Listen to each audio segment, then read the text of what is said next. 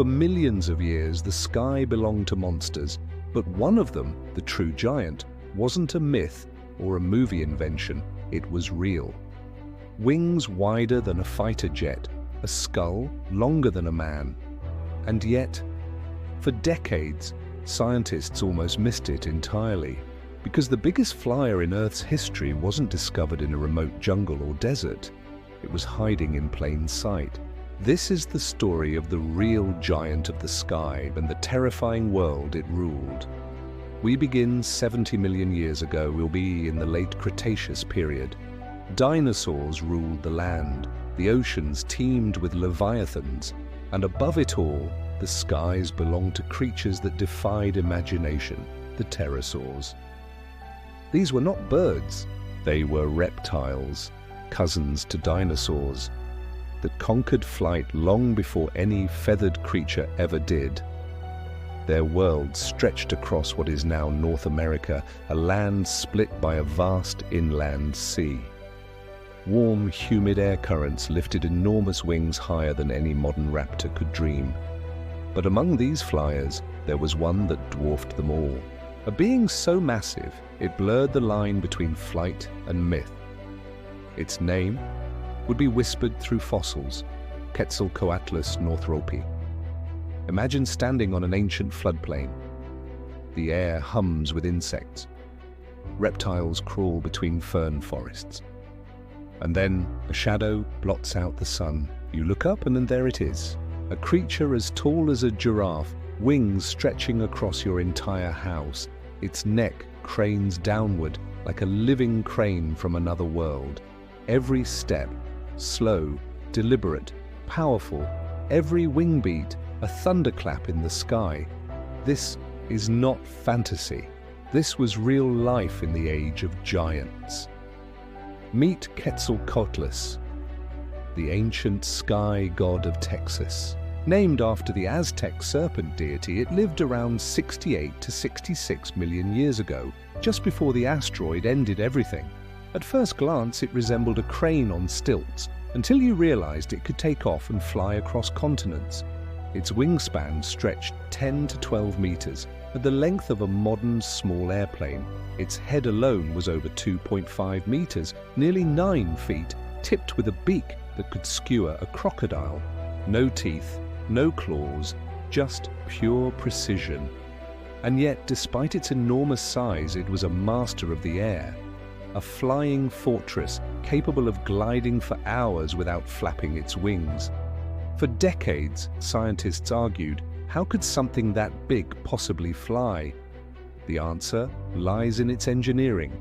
Quetzalcoatlus had hollow bones reinforced like aircraft tubing, light but strong. Its muscles were massive at the shoulders, the biological equivalent of jet engines, and its skin wings, stretched between elongated fingers, acted like living sails. But here's the trick, it didn't flap like a bird. It launched like a catapult. Using its powerful forelimbs, it vaulted into the air in one explosive leap, then locked its wings and soared, effortlessly, for miles. Once airborne, it ruled the skies, riding thermal currents, circling above rivers and plains like a silent executioner. Despite its elegance, Quetzalcoatlus was no gentle giant. Fossil evidence suggests it hunted like a stork, sweeping its head and snapping up prey along ancient shorelines. Small dinosaurs, baby hadrosaurs, fish, even carrion. Nothing was safe. It would glide low, spot movement, and strike with lightning speed. But the most terrifying part, it walked. Unlike modern birds, Quetzalcoatlus could stalk its prey on the ground, standing 5 meters tall, peering down like a silent wraith. Imagine a giraffe-shaped hunter moving through fog, its shadow crossing you before you even noticed. And when danger approached, it could vanish into the sky in seconds. Quetzalcoatlus wasn't alone. The late Cretaceous skies were a brutal arms race. Smaller pterosaurs like Nyctosaurus darted through the wind with elegant crests, while giant birds like Ichthyornis were just beginning to appear.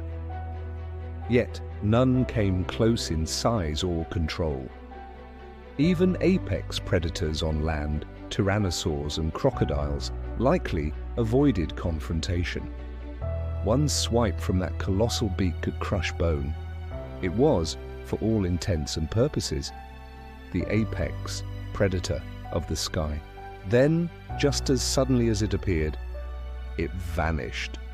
The asteroid impact 66 million years ago didn't just destroy the dinosaurs, it shattered the skies. Ash clouds darkened the sun, temperatures plummeted, the air grew thin, cold, and silent. Large flyers like Quetzalcoatlus, which relied on warm thermals, couldn't survive. Within years, perhaps months, the world's greatest aviator was gone. Only its bones, scattered across the Texas desert, remained, waiting 66 million years to be rediscovered. But here's the twist. The fossils weren't hidden deep underground. They were right there, in plain sight. For decades, paleontologists had walked past them, misidentifying fragments as belonging to smaller species. It wasn't until Douglas Lawson in 1971 pieced them together that the truth emerged.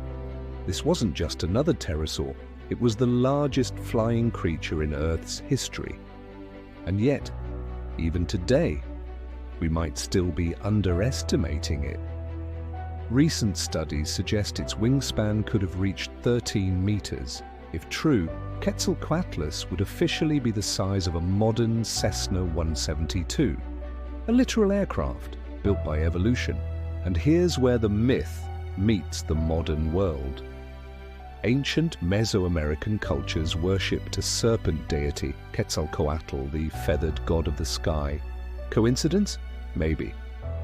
But across time and myth, humans have always sensed that something enormous once ruled the heavens, something that made even God seem small. And perhaps deep in our minds, that memory never truly died. When the asteroid struck, Quetzalcoatlus was among the last of its kind. The world of flight it had mastered collapsed, but its legacy didn't. Its distant cousins, the birds, inherited the sky it once ruled. Each soaring eagle and albatross today carries the ghost of that ancient titan. Because in the end, Quetzalcoatlus wasn't just the king of the skies, it was the bridge between two worlds, the age of monsters and the age of flight. But if you think this was the largest creature to ever take to the air, you're only half right, because what came after extinction wasn't smaller, it just learned to hunt differently. Earth's hidden frame, uncovering what time tried to erase.